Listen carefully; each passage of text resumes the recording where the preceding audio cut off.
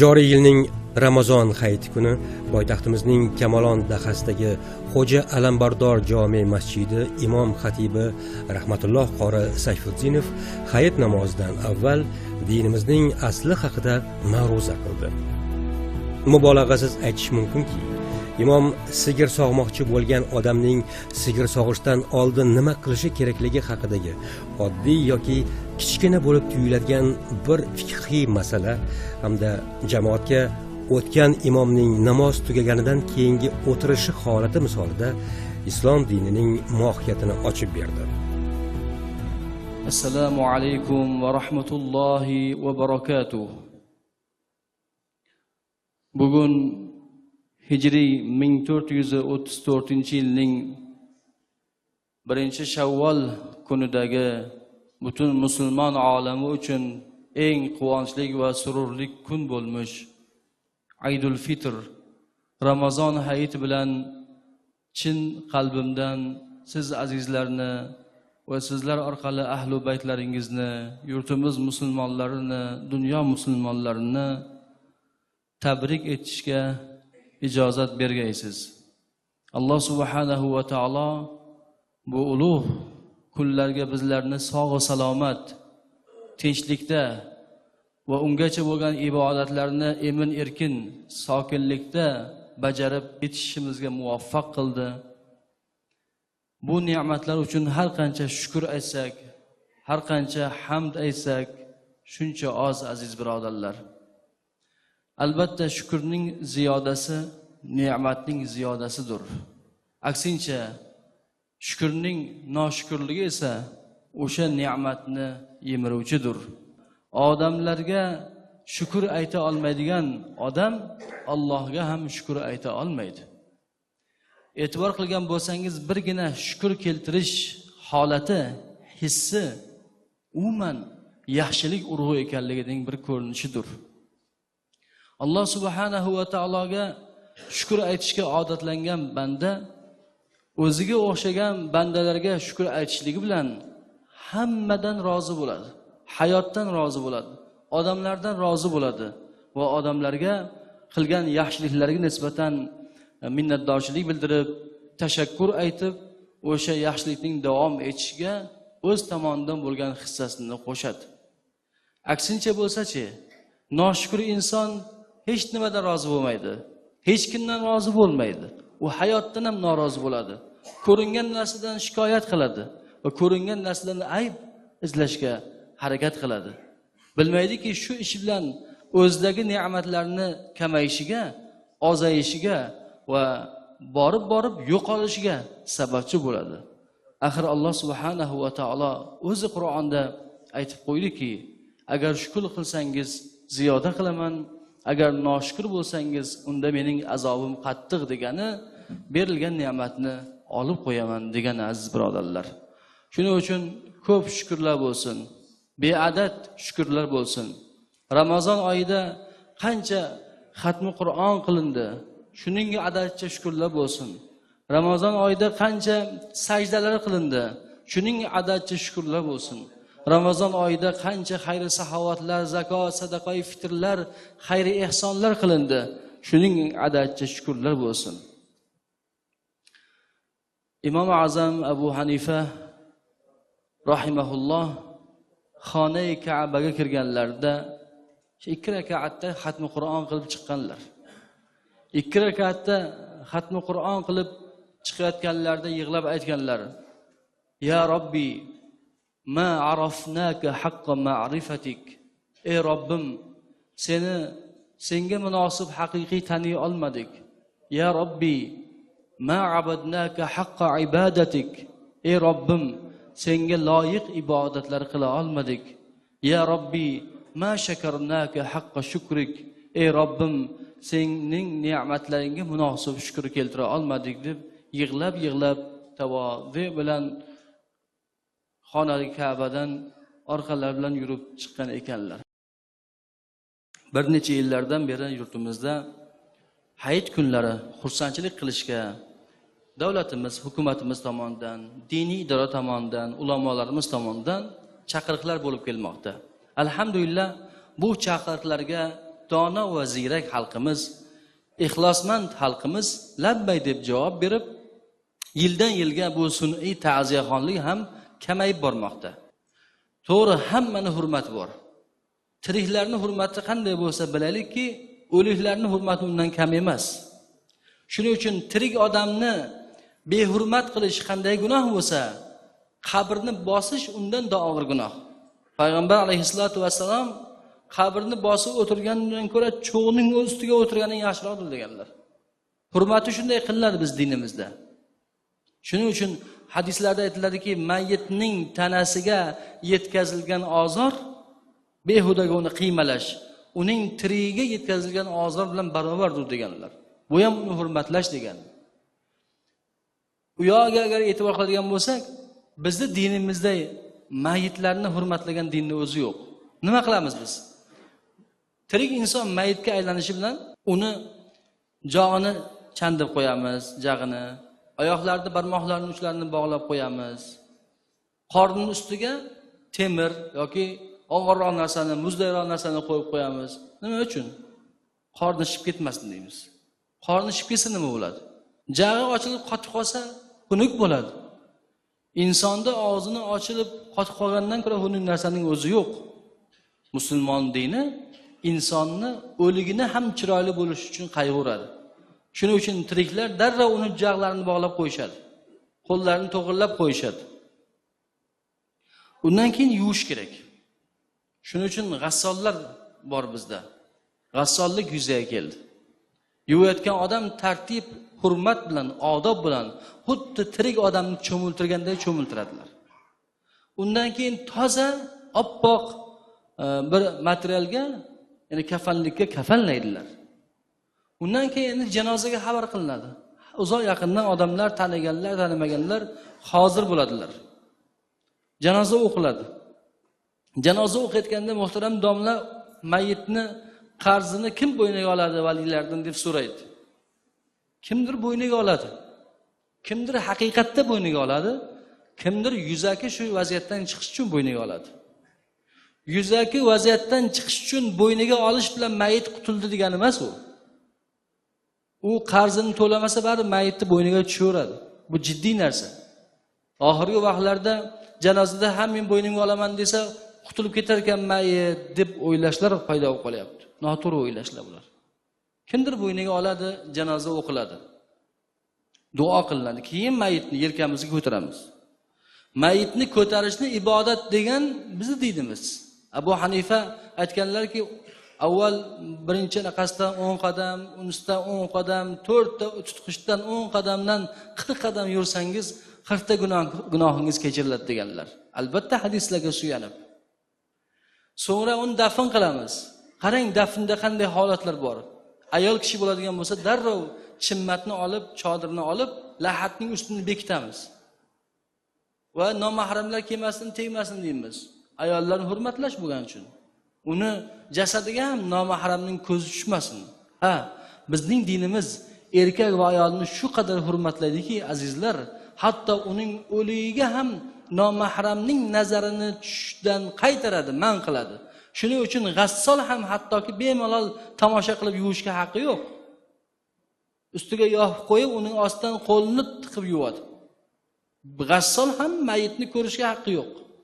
Nomahramlar kafanga o'ralgan ayolni jasadini ko'rishga haqqi yo'q.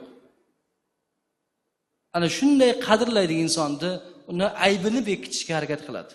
Chunki avrat insonning aybi hisoblanadi. Uni yopish esa farz qilindi. O'zi aslida dinimizda ayollar avratlari tugul, avratlari u yoqda tursin, kiyimlarini yuvganlarda kiyimlarini hatto bekitganlar. Eslaysizmi? Eski mahalda ayollar kiyimlarini yuvsa, uyda dorga osib qo'yishardi, ustidan bir narsa tashlab qo'yishardi.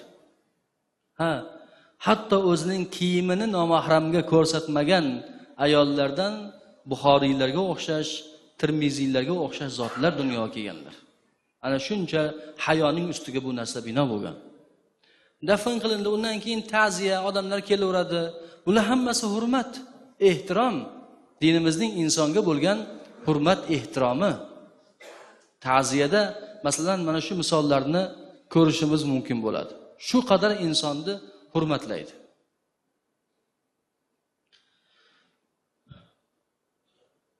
Ramazon oxiridagi hayit namozida ham mana shu narsani ko'rishimiz mumkin aynan.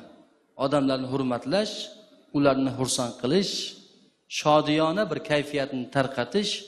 Shuning uchun sadaqai fitr sadaqasi dinimizga vojib qilib kiritildi. Ramazonning oxirida qilinadi. Ikkita sababi bor. Birinchisi, ro'zada qilgan xato kamchiliklarimizni yuvish uchun.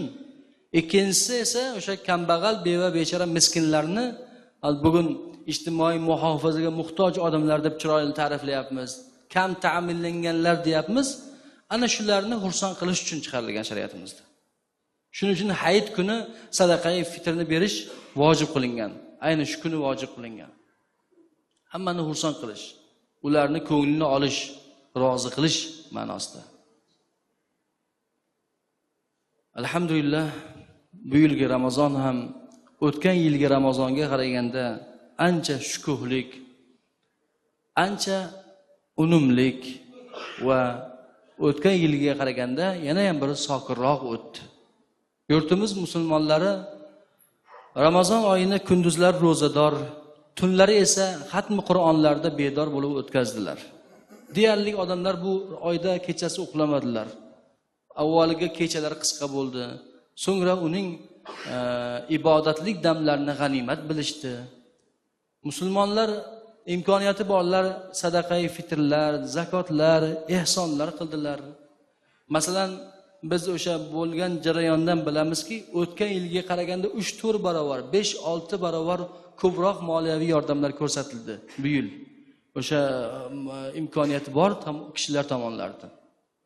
Mahallalarda kam ta'minlangan, boshqa muhtoj kishilarga qilingan moliyaviy yordamni hajmiga qaraganda o'tgan yilga qaraganda 3-4-5-6 barobar deyarli ortiq bo'ldi. Boshqa holatlarimiz ham shunday. Aksar masjidlarda xatmi Qur'on bo'ldi. Shaharda 116 ta jami masjid bo'ladigan bo'lsa, shuni 105 tasida xatmi Qur'on bo'ldi. Deyarli 100%. Buncha xatmi Qur'onda oxirida qilingan duolar albatta bu yurtni boy qiladi. Albatta bu yurtni tinch, xotirjam qiladi. Albatta bu yurtning xalqini kelajagini inshaalloh buyuk qiladi. Chunki xatmi Qur'onning so'ngida qilingan duoni ijobat bo'lishligida bizning shubhamiz yo'q. Biz mana shunday ibodatlar bilan bugun Ramazonning hayitiga yetib keldik. Alhamdulillah, endi hayit kunlarida ham qiladigan ishlarimiz bor. Har bir millatni bayramida o'sha millatning axloqi, istak, mayl, xohishlari va urf-odatlari balqib turadi, bo'rtib turadi. Jumladan musulmonlarda ham. Musulmonlarni bu masalan Ramazon va Qurbon hayiti bayramlarida yoki yurtimizda o'sha istiqlol bayramimiz bor, boshqa bayramlarimizni oladigan bo'lsak, mehr oqibat, xayr saxovat, odamlarga yordam berish, ularni xushnud qilish, ularning ko'nglini olish kabi ishlar bo'rtib turish kerak. Obodlik ko'ngildan boshlanadi. Hayit kunlari esa ko'ngillar ovlinadigan kun. Bu kun biz fotihagarchilikka yurmasdan, balki yosh keksa odamlarni ziyorat qilishlikni vazifa qilib olishimiz kerak. U ota-onamiz bo'ladimi yoki boshqa kishilar bo'ladimi? Yoshi keksalarni ziyorat qilishimiz kerak. Ularning duosini olishga odatlanishimiz kerak va yoshlarni ham shunga o'rgatmoqligimiz zarur. Qarindosh urug'lar bilan xabarlash kerak. Arazlash yurganlar bo'lsa, darrov shu kunda o'rtada mehr muhabbatni yo'lga qo'yish kerak. Avvalambor inson uyiga borib, ahli baytiga xursandchilik ulash kerak. Agar aqlan va mantiqan o'ylab qaraydigan bo'lsak, hayitda ko'pchilik to'planadi.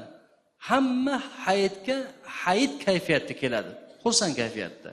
G'usl qilib keladi, misvoq qilib keladi, atir sevib keladi, shirinlik yeb keladi, sadaqa qilib keladi, gunohlarni yuvib keladi.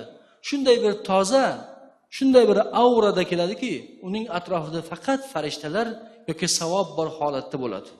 Niyati pok bo'ladi hayitga kelgan odam. Chunki payg'ambar alayhisolatu vasallam Qurbon hayitda shu gapni aytganlar. Inna awwala ma nabda'u fi yawmina hada an nusalliya thumma narji'a fananhara. Bu kunga qiladigan eng birinchi ishimiz hayit namozini o'qish deganlar. So'ngra uyga qaytmoqligimiz va qurbonlik qilmoqligimizdir deganlar. Uyga qaytishda murod ahlga qaytish, bola chaqaning oldiga borish degani. Agar biz mana shu yillar davomida ikkita hayitda bo'ladigan sun'iy ta'ziyaxonlikni ko'tarishga erishsak, katta bir jasorat bo'lardi. Katta bir musulmonchilik ishi bo'lardi. Uni yo'lga qo'yish bo'lardi. Chunki bilaylikki bid'at o'z-o'zidan kirib kelmagan. Bid'at bitta sunnatni surib o'rniga kirib kelgan bo'ladi. Bid'at bo'lgan joyda oldin sunnat bo'lgan bo'ladi. U ko'tarilib ketgan bo'lsa, o'rniga bid'at kirib kelgan bo'ladi. Endi u bid'at o'zining orqasidan minglab boshqa bid'atlarni ergashtirib qo'yadi. Shuning uchun bid'atni payg'ambar alayhisolatu vasallam dalolatdir deganlar. Unga qarshi hammani bosh ko'tarishga, kurashishga, bir yoqadan bosh chiqarishga chaqirganlar. Men ham Rasul alayhisalomning meroslari bo'lgan ushbu mehrob va minbarda har yilgi an'anamizga muvofiq muhtaram azizlar, sizlarni hayit bayramlarini haqiqiy bayram qilishga chaqiraman. Chunki bunga Allohning o'zi chaqirib turibdi. Payg'ambari chaqirdi. Musulmonlar har asrda bunga ijmo bo'lib kelganlar. Bugun davlatimiz bizdan shuni talab qilib turibdi. Siyosatimiz shuni qo'llab talab qilib turibdi. Endi dinimiz talab qilib turgandan keyin biz mana shu sun'iy ta'ziyaxonlikni to'xtatadigan vaqtlar kelganligini endi bo'ynimizga ola olmaymizmi? Shunga jur'at qila olmaymizmi? Albatta jur'at qilamiz va inshaalloh shuni ko'tarishga hammamiz bel bog'laymiz. Alloh subhanahu va taolodan ko'mak va nusratlar so'raymiz. Endi bugungi hayit bayramining ma'ruzasida men sizlarga dinimizning asl bir g'oyasini, uning bir javharini tushuntirib berishga harakat qilaman. Chunki bu din o'ziga katta bir qoidani asos qiladi. La darara va la dirara. Zarar ko'rish yo'q, zarar berish yo'q. Bu qoidani tushunish uchun usul ulamolari qo'llaydigan, joyi qiladigan ikkita yana kichkina qoidani bilib olishimiz kerak. Bu qoidalar jalbul manfa'a va daf'uz zarar deyiladi. Jalbul manfa'a degani foydani jalb qilish degani. Daf'uz zarar esa zararni daf qilish degani. Nima ahkom, nima ibodatlar buyurilgan bo'lsa, mana shu ikkalasi uchun odamzodga foydani jalb qilish kerak, odamzoddan zararni daf qilish kerak. Din ahkomlari shu asosga qurilganligini unutmasligimiz kerak. Shuning uchun dinimiz ahkomlari dinni, jonni, ya'ni ruhni, naslni, aqlni va molni muhofaza uchun nozil qilganligini takror gapiramiz. Va mana shu la darara va la dirara fil islam, islomda zarar berish ham yo'q, zarar ko'rish ham yo'q degan qoidani tushunish uchun ruhiy tarbiya mashoyixlardan Ibn Atoulloh Sakandari rahmatullohi alayhi mashhur Al-Hikamul Atoiyya asarlaridan ba'zi bir matnlarni keltirib sharhlashlikka harakat qilaman. Mashoyixlarimiz aytadilarki, agar toat ibodatni naqd qilib qo'ysa, Robbisi uni ajrini oxiratga nasiya qilishdan pokdir. Bandasi degandan murod banda ojiz, zaif xilqat, gunohga mayl, gunohga moyil, xatokor inson, maxluq. Shunchalik ojiz bo'lsa-da, lekin toat ibodatni naqd qilib qo'ygan bo'lsa, Robbisi deganda Robb ulug' zot, yaratuvchi zot, tarbiya qiluvchi zot, rizq beruvchi zot, boshqarib turuvchi zot, qiyomat kunining egasi, barcha mulkning egasi bo'lgan ulug' zot. Alloh subhanahu va taolo endi shunchalik ulug' bo'la turib, nima uchun banda ojizligiga qaramasdan qilgan toat ibodatini ajrini oxiratga qo'yish kerak? Bu matnning hosil bo'lishiga sabab odamlarda shunday tushuncha bo'lib qolgan ekan.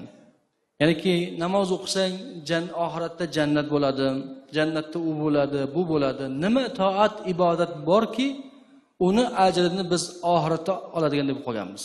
Oxiratda oladigan deb qolganmiz. Dunyochi? Biz axir dunyoga bir marta kelamiz.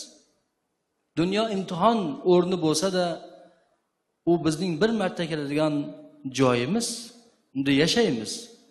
Oxirat uchun ozuqani dunyoda to'playmiz. Oxiratdagi o'rnimiz qanday bo'lishligi dunyodagi amalimizga bog'liq bo'ladi. Dunyochi? Dunyoda hech narsa olmaymizmi? Banda faqat oxiratda oladi ajrni degan noto'g'ri tushunchani sindirish uchun yuqoridagi matn yozildi. Agar banda toat ibodatni nahd qilsa, ajrini shu dunyoning o'zida oladi. Ajr degani ishlaganiga yarasha haq olish degani. Shuning uchun arablar mardikorni ajr deydilar. Savob degani, biz savobni shu qadar sevamizki, uni ko'rmagan bo'lsak-da, uni qanaqaligini, shakl shamoyilini, hajmini masalan bilmasak-da, unga intilamiz. Mana shuni qilgan savob bo'ladi. Shu ko'chani tozalab qo'yish savob bo'ladi. Palonchiga yordam berib savob bo'ladi. Unga yomonlik qilma, savob bo'ladi. Uni qo'yib yubor, savob bo'ladi. Uni kechir, savob bo'ladi. Xotiningni urma, unga yaxshi nasihat qil, savob bo'ladi masalan. Yetim bechoralarga yordam qil, savob bo'ladi.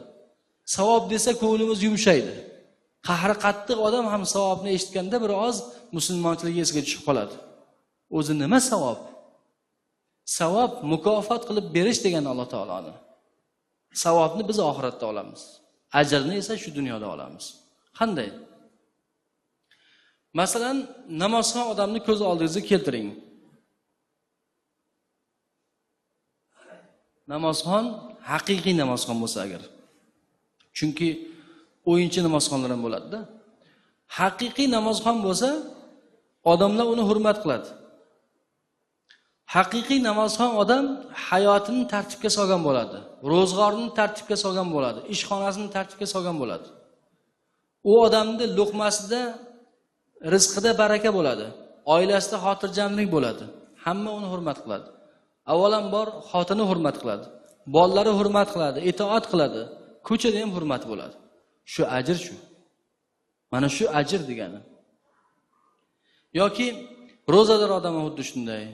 Ro'zador odam masalan nafaqat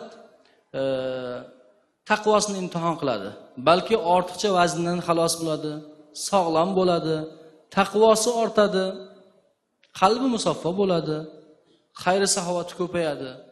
Shu ajr. Hajga borib kelgan odam nafaqat hoji nomini oladi. Hojini dunyo qarashi o'zgarib keladi, saviyasi kengayib keladi, saxovati ortib keladi. Mana shu ajr shu. Demak, banda toat ibodatni nahd qilsa, dunyoning o'zida ajrda oladi. Ajr mukofot berish degani. Yaxshilik qilsa, o'sha odamning ham boshqalardan yaxshilik ko'rishligi ajr degani. Birovga yaxshilik qilsangiz, albatta sizga yaxshilik qaytadi. Shu ajr. Lekin birovga yomonlik qilsangiz, albatta u ham qaytadi. U ham o'zi aslida ajr bo'ladi. Endi ikkinchi matnda aytadilar mashoyixlarimiz. Agar sen toat ibodatlaringga ajr va savob kutadigan bo'lsang, sendan sodiqlik talab qilinadi. Banda har bir amaldan savob, ba'zan himmati oshgan usta uyasidan olgan pulni biroz qismini qaytarib beradi-da, savobi ham bo'lsin bizga deb qo'yadi. Yoki masjidga masalan shunaqa diniy joylarga ishlagan kelgan odamlar biroz puldan o'tadi, kimdir yordam qiladi, savob bo'lsin deydi. Hamma savobdan umid qiladi. Demak, savobdan umid qiladigan bo'lsak, bizdan sodiqlik talab qilinar ekan. Sodiqlik degani ixlos degani. Ixlossiz amal qabul bo'lmaydi. Bandaning barcha amali Alloh uchun bo'lish kerak. Shunda u amalga savob oladi. Bizning dinimizda amallar hajmiga qaralmaydi. Egasining niyatiga qaraladi. Hijratning 2-yilida Sha'bon oyining 17-kunida Alloh subhanahu va taolo Ramazon ro'zasini farz qilgan oyatlar nozil qilgan. Shunda payg'ambar alayhisolatu vasallam Ramazon haqida gapirib berib, iftorlik qilib berguvchi haqida ham gapirganlar. Aytganlarki, iftorlik qilib bergan odamning gunohlari kechiriladi, do'zaxdan ozod bo'ladi, Sahobalar shunda so'raganlarki, biz hammamiz qilib bera olmaymiz-ku. Shunda aytganlarki, bu va'da bitta xurmo bilan bo'lsa ham, bir ho'plam suv bilan bo'lsa ham, bir qultum sut bilan bo'lsa ham iftorlik qilib bergan odamlarga tegishli dedilar. Bu degani ya'ni dinimizda amallar hajmiga emas, niyatiga qaraladi. Ixlosiga qaraladi. Agar ixlos va niyati mustahkam bo'ladigan bo'lsa, ozgina amal bilan banda Allohning roziligini topib qoladi. Agar ixlos va niyatda chatoqlik bo'ladigan bo'lsa, katta amallarni shundoq habata ham qo'yib yuborish hech narsa emas. Demak, sen toat ibodatlaringga ajr va mukofot kutadigan bo'lsang, sendan ixlos talab qilinadi, sodiqlik talab qilinadi. Sahobalar aytadilarki, bir kuni g'azotga otlandik. Payg'ambar alayhissalom ham ulovlarga mindilar. Shunda ulovimizda oldidan bir polvon odam o'tib qoldi, jasadlik. Hamma aytdiki, qani edi shu odam Allohning yo'lida jihad qilsa bormi, ko'p yutuqqa erishar degan ma'noda gapirdik. Payg'ambarimiz buni eshitdilar.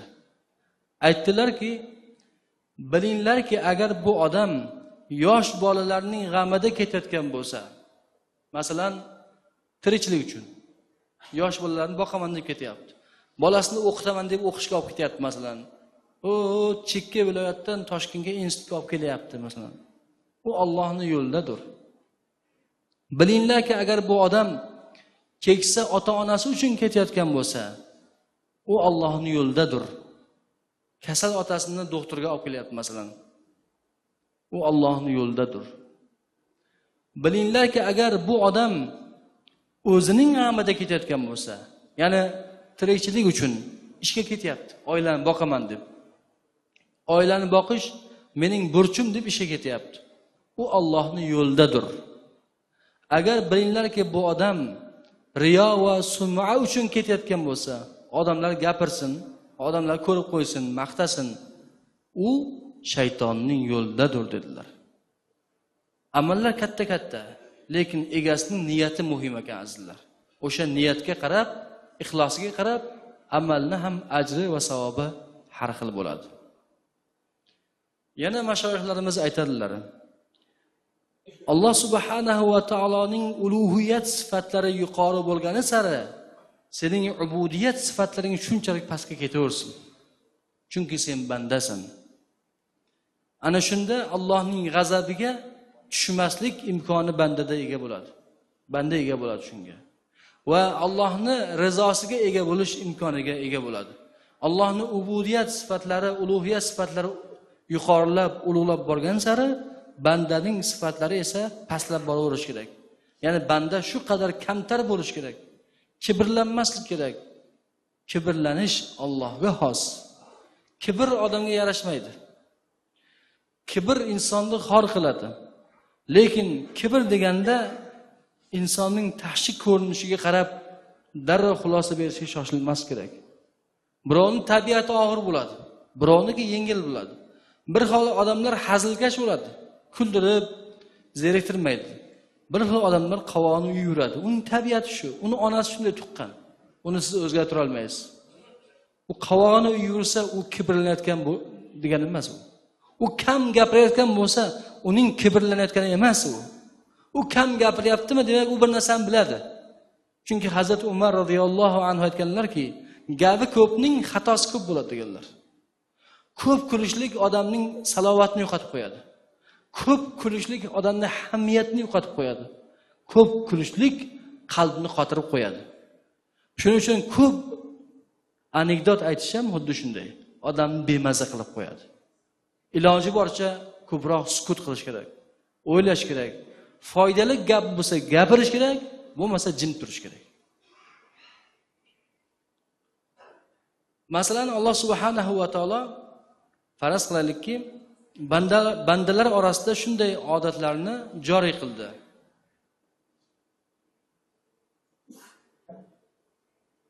Birovning haqqini birov yeyolmaydi. Birovning moliga tajovuz qilgan odamga jazo bor masalan. O'g'rining jazosi bor. Poraxo'rning jazosi bor masalan. Firibgarning jazosi bor. Hech kimning haqqi yo'lda qolmaydi. Hammasi olib beriladi.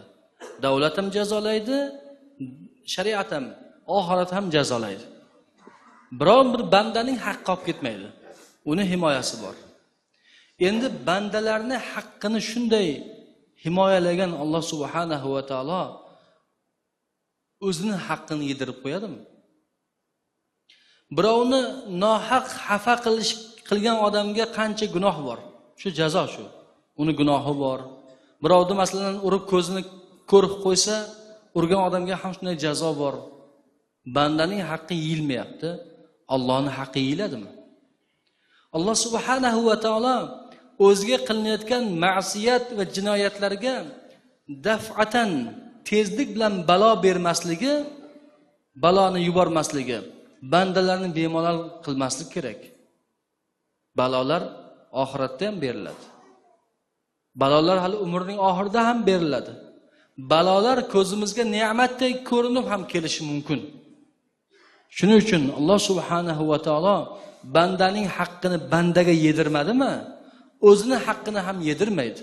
Mana shuni mulohazasini qilishimiz kerak. Mashoyixlarimiz yana aytadilar: agar sen Alloh subhanahu va taolo huzurida xavf eshigini ochilishini istasang, sendan Allohga yetgan narsalarni mushohada qil, ko'z oldingga keltir. Agar sen Robbingning huzurida umid eshiklarini, rajo eshiklarini ochilishini istasang, Robbingdan senga yetgan narsalarni mushohada qil. Allohdan bizga yetgan narsa ko'p azizlar. Bizni sog' salomat dunyoga keltirdi. Boshqa mahluqotlardan farq qilib inson qildi. Musulmon qildi. Ne'mat berib qo'ydi. Ko'zimiz ko'radi, quloqimiz eshitadi, his qilamiz. Ushlab qo'lamiz, masalan, uni sezamiz, o'qiymiz, farzand, mol dunyo, bola chaqa, tinch hayot. Bularni shukri qiyin bo'ladi. Payg'ambarimiz alayhissalatu vassalom aytganlarki, sizlar issiq kunda chanqagan vaqtingizda ichgan bir qultum sovuq suvingizning shukrini qila olmaysizlar degan. Odam chanqab issiq kunda ko'ziga muzdek suv qanday ko'rinadi? Ichib rohatlansa, qanday ne'mat shu. Shuni shukrini ado qila olmaydi. Qolgan endi ne'matlarni his qilish kerak. Alloh taolo menga shuncha ne'mat berdi, musulmon qildiki, endi bu yog'iga ham meni xor qilmaydi. Alloh taolo meni kechiradi degan umid bo'lish kerak.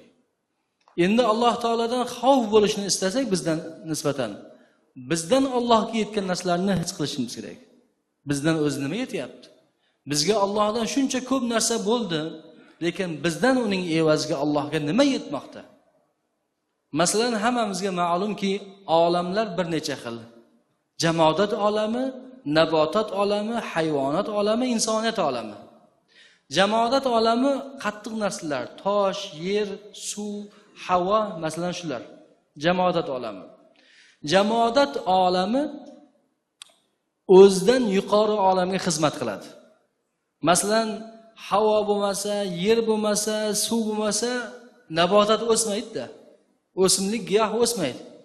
Buning uchun jamodat kerak. Jamodat olami o'zidan yuqoridagi nabotat olamiga xizmat qilishligi bilan o'zining musulmonligini ko'rsatyapti. Nabotat olami esa bir-biriga xizmat qiladi. Changlanadi masalan. Changlanish evaziga gullar ko'payadi, mevalar hosil bo'ladi, daraxt turlari ko'payadi va o'zidan yuqori olamga ham xizmat qiladi. Hayvonot olamiga. O'zidan yuqori olamga xizmat qilar ekan, nabotat olami musulmonligini ko'rsatyapti. Hayvonot olami ham shu, bir-biriga xizmat qiladi. Kuchlisi kuchsizini yeydi, jungli qonunlarga muvofiq masalan, yoki o'zidan yuqori olamga, inson olamiga xizmat qiladi. Uni go'shtini yeymiz, sutini ichamiz, qatig'ini yeymiz, terisidan foydalanamiz, jungidan foydalanamiz, masalan, yungidan, boshqa holatlardan foydalanamiz, minamiz, yuk ortamiz, masalan, uyimizni qo'riqlatamiz hayvonot olamiga. Shu bilan ular o'zining musulmonligini ko'rsatyapti. Endi gap insoniyat olamiga qoldi. Insoniyat olami bir-biriga xizmat qiladi. Bir-birini kasbidan foydalanadi. Lekin shu bilan birgalikda insoniyat olami o'zidan yuqori olamga xizmat qilish kerak. Alloh subhanahu va taoloning yo'liga xizmat qilish kerak. Shu bilan o'zining musulmonligini ko'rsatadi. Biz o'zimizdan yuqori olamga xizmat qila olyapmizmi? Mana shu savolni berib, xavfimizni oshirishimiz kerak bo'ladi. Mashoyixlarimiz aytadilarki, agar yaqin nuri porlasa, oxirat sen unga ko'chib o'tmasingdan turib, senga o'zi ko'chib o'tadi. Agar yaqin nuri porlasa, oxirat sen unga ko'chib o'tmasingdan turib, senga o'zi keladi degani, yaqin deb arablar sokin turgan suvga nisbatan aytadilar. Chayqalmasdan, qalqimasdan turgan suv. Mo'minning ham iymon darajasi shu holatga boradiki, endi u chayqalmaydi, qalqimaydi, yo'ldan adashmaydi, masalan, buzilmaydi, aynimaydi. Shunga yaqin deyiladi. Shunda uning nuri porlab boshlaydi. Nuri porlab boshlagandan keyin oxiratga vafot qilib, yuvilib, kafanlanib, janoza o'qilib, dafn qilinib, ko'chib borishini kutish shart emas. Oxiratning o'zingga keladi degani, u har qadamida oxiratni o'ylaydigan bo'lib qoladi. Muaz ibn Jabal radhiyallohu anhu dan payg'ambarimiz alayhissalatu vassalom so'radilarki, "Kayfa asbahta ya Muaz?" Qanday tong ottirding ey Muaz? Muaz aytdi, "Ya Allohning nabiy, shunday tong ottirdimki, keyingi tonggacha bormanmi, yo'qmanmi, uni mulohazasini qilib qoldim, o'ylab qoldim. Har qadam bosganimda keyingi qadamimni bosa olamanmi, yo'qmi, uni bilmayman. Ko'zimga mahshar ko'rinyapti. Mana odamlar tiz cho'kib oxiratga to'planmoqdalar. Bir tomondan but sanamlarni guvoh uchun olib kelyaptilar, bir tomondan nabiylar kelmoqdalar. Men shuni ko'rmoqdaman. Mana do'zax ahli azoblanyapti, jannat ahli rohatlanyapti" deb gapirib keta boshladi.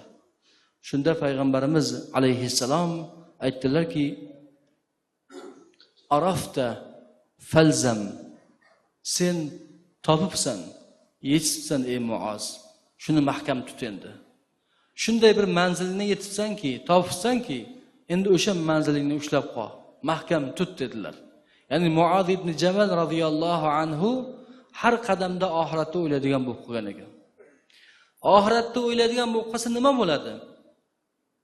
Mashoyixlarimiz o'sha matnning oxirida aytadilarki, dunyo oxiratning ustiga yopilgan parda ekanligini odamlar anglaydilar.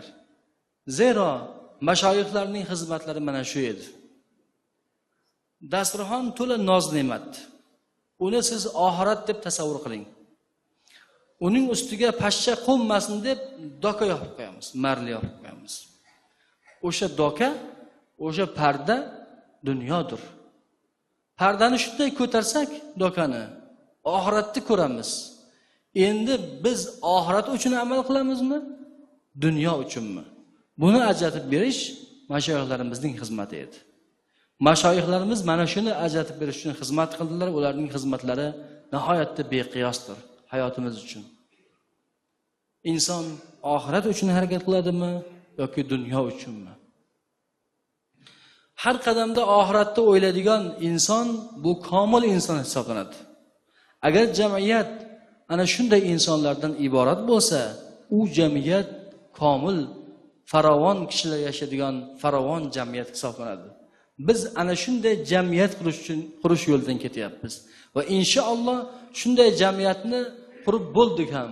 Endi bu jamiyatni boshqaruv yo'lidan ketamiz. Shu jamiyatni boshqaradigan kadrlarni yetkazib berish bizning galdagi vazifamizdir. Mana shu vazifada bugun har bir shu yurt ahlidan o'ziga xos bir hissani qo'shish talab etilmoqda. Biz ham musulmonlar sifatida musulmoncha yondashib, boshqalardan ko'ra ko'proq hissamizni qo'shmoqligimiz zarur bo'ladi. Chunki oxiratni o'ylaydigan banda azizlar birovga yomonlik qilmaydi. Oxiratni o'ylaydigan banda insonning burnini qonatish uyalib tursin, pashshani o'ldirmaydi kerak bo'lsa hattoki. Qo'yga ozor bermaydi degan gap mana shundan olingan. Haqiqiy musulmonlar shunday bo'ladilar. Shuning uchun o'rta asrlarda fiqh kitoblarida bir masala yozilgan. Qiziq bir masala. Kichkina masala. Lekin aynan mana shu kichkina va qiziq bo'lgan masala dinimizning mohiyatini anglatgan. Qanday? Faqihlarimiz aytadilarki, sigir sog'moqchi bo'lgan odam tirnog'ini olsin degan. Masala shu. Boshqa gap yo'q bu yerda. Kitobda masalalar kelganda tahorat qilish, namoz, roza shu ham kelgan keyin. Sigir sog'adigan odam tirnog'ini olsin, bo'ldi. Nima uchun? Chunki tirnog'ini olmasa, sigirning yelinini tirnab unga ozor berib qo'yar ekan. E'tibor qilyapsizmi? Sigirning yelinini tirnab ozor bermaslik uchun tirnoq olishlikni masala qilgan bu din hech bir zamonda insonning qonini to'kilishiga rozi bo'ladimi? Bugun dunyoda bo'layotgan ahvoldan xabardorsiz. Jumladan arab olamida, musulmon olamida insonning aqli, uning vujudi, uning vijdoni, uning insonligi hazm qilinmaydigan ishlar bo'lyapti. Insoniyatning holatiga to'g'ri kelmaydigan ishlar bo'lyapti. Shu ishlarni qilayotgan odamlardan biz musulmon deb ayta olamizmi? O'zi o'ldirilgan musulmon askarni ko'kragini yorib, yuragini sug'urib olib, homlay chaynayapti. Shuni butun dunyoga ko'rsatdi internet orqali. Ko'rgan odamning badani seskanib ketadi. Hech bir jirkanish yo'q. Qo'l bilan, pichoq bilan yordi, qo'l bilan sug'urib olib chaynab ko'rsatyapti. Mana shunday deyapti, keyin oxirida Allohu akbar deb qo'yapti. Yoki ahli ilmlar, olimlar, imomlarning hayotiga suiqasd qilish yildan-yilga ko'payib ketyapti. Tinchlik uchun kurashgan, eng jon kuydirib kurashgan zot muhtaram ustoz, marhum Alloh rahmat qilsin, Muhammad Said Ramazon Butiyni masalan mehrobda shahid qildilar. U kishini ayblari urushmanglar derdi, tamam. Shu urushmanglar, islom bu tinchlik dini, sizlarning bu ishlaring jihod emas, bu noto'g'ri derdilar. Shuning uchun o'ldirdilar. Kuni kecha Dog'istonda Ilyos Hazratning domlari masalan masjiddan chiqayotgan joylarda otib ketdilar. Bunday ishlar yurtimizda ham sodir bo'ldi ilgariroq. Shunaqa holatlarga ham boryapti.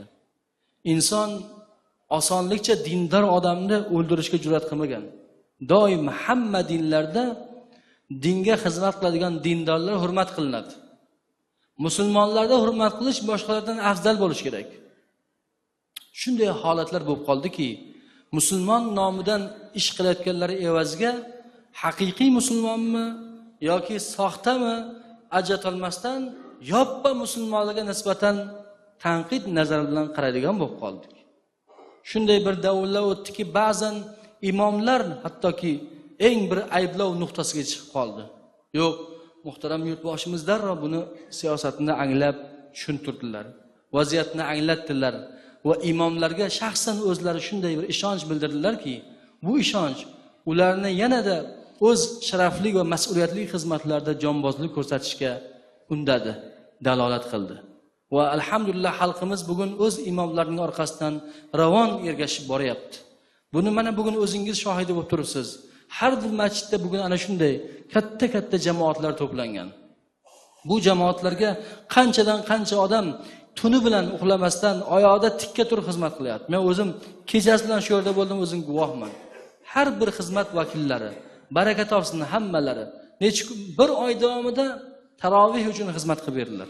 12-1 gacha turdilar oyoqda.